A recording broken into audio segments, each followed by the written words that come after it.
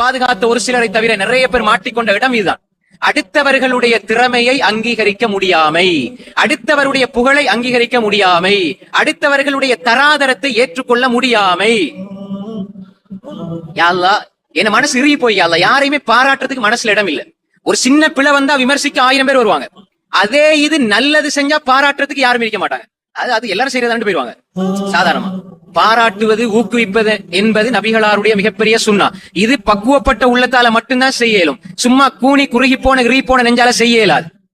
நம்ம என்ன சொல்லுவோம், யாராவது ஒருவரை புகழ்ந்தா நீங்க மண்ணள்ளி போடுங்க அப்படின்னு ஹதீஸ காட்டும். அந்த ஹதீஸ நம்ம தவறா வழங்கி வச்சிருக்கிறோம்.